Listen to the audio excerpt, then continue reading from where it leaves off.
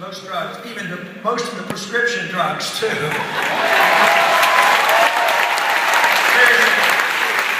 more addiction, number-wise, with prescription drugs than there are with the illegal drugs. It's just that the problem is compounded. It's not that, once again, that I would endorse people using drugs, because I think they're very dangerous and people should be cautious.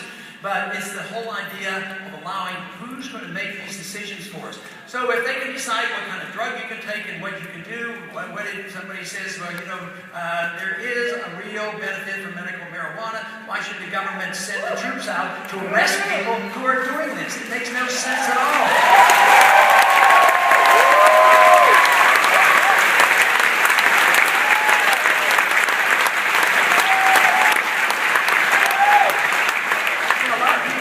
States' rights because the control of the power should be left for the states. People a lot of times get bad raps for that. Oh, you're some type of a bad person if you talk about states' rights all the time. But that means that most governments should be local. But this issue on the drug, let's say medical marijuana, is a good example because it's more likely the far left, which criticizes people for using those words, states' rights, are the ones who are most upset with the federal government coming in and arresting people for growing marijuana in their backyard. So this should bring, once again, this whole issue of local government together, both left and right, and saying, look, we can sort these problems out much better. And even if there's to be some regulations, there's regulations on alcohol. Regulations in the state on alcohol is pretty minor. It's not a big problem at all. It seems to work. It's so much better than those 12 years of prohibition of alcohol, which was a total disaster in this country.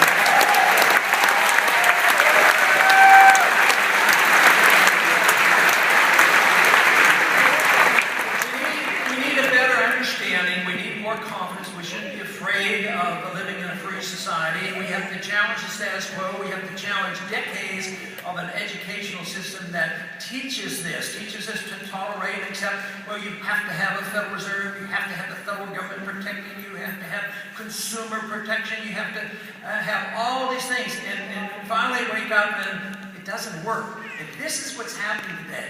No matter how well motivated some of these programs have been, no matter how well motivated it has been for the entitlement system, it flat doesn't work. So I've concluded that if you truly are a humanitarian, I think we all have that instinct to be humanitarian, care about our fellow man. If you do, you have to believe in the free market, because the free market of sound money is the only system that can produce enough wealth to take care of the poor and provide the jobs.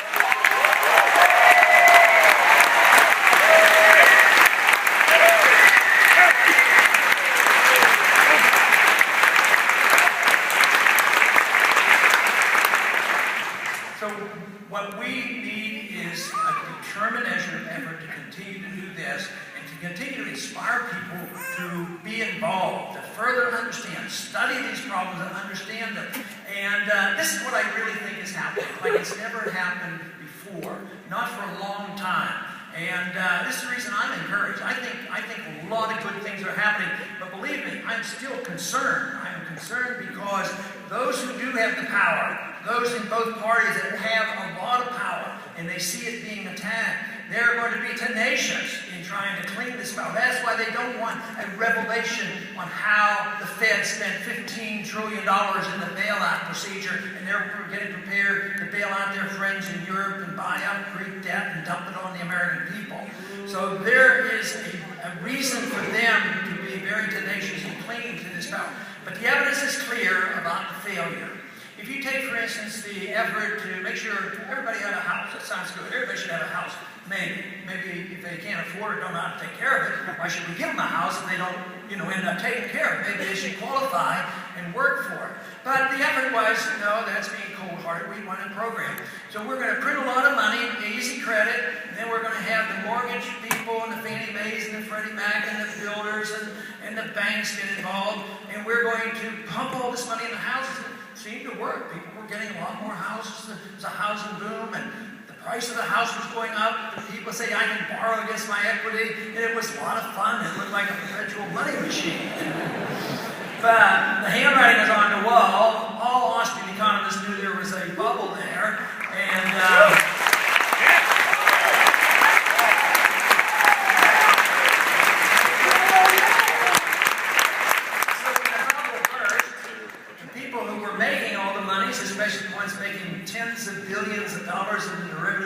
market and all the wild speculation was going on, they said, we're going to go bankrupt, we're going to go bankrupt, you got to bail us out, we're too big to fail.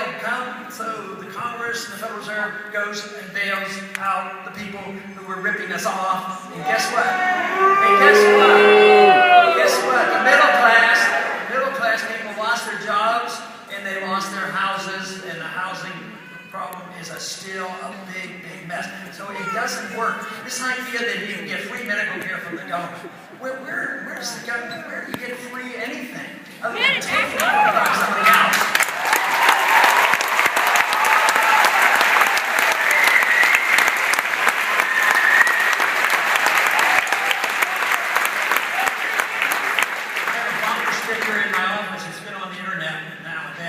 Don't steal, the government hates competition.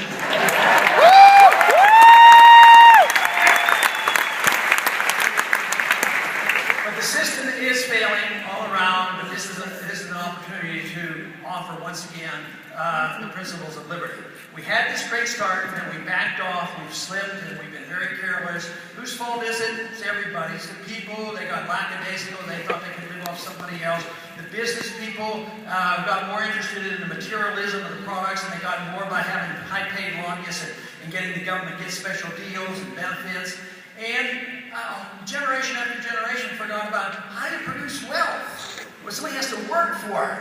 And this is what has to come back, because we're broke. We're broke, and the debt bubble is the biggest in the history of the world. It's very, very serious. And yet, in Washington, their head is still in the sand. The other candidates, what are they offering to cut? If it's a debt bubble, wouldn't you think we should cut spending? Yeah. I mean, that would be a good idea.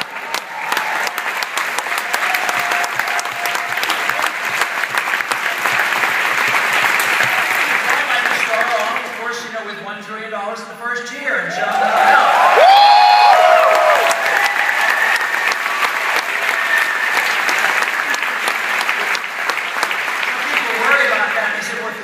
Spend the money, won't that cause an economic crisis? No, I says the government, we're already in an economic crisis because the government's been spending the money. I want the people to spend the money, and that's the government.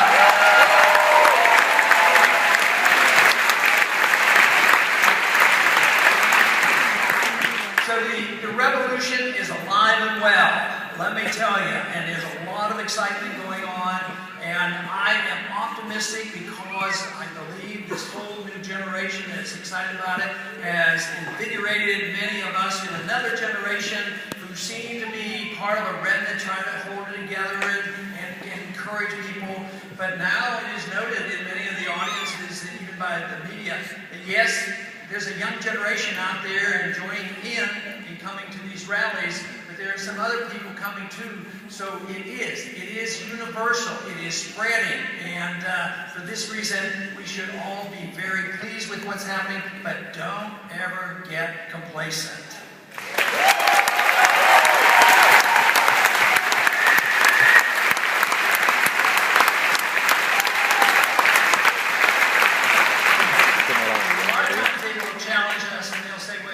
People want to go back to the Dark Ages. You want to go back to the 19th century. You want to go back to this silly old thing about gold standards. And my answer to them who say that we want to go backwards is that tyranny is old-fashioned. Much, much older than liberty.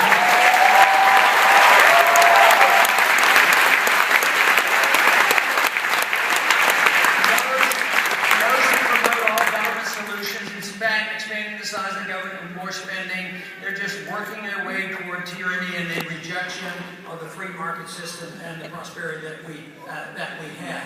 They would also like to say that you can't do this on the gold standard, that's old-fashioned.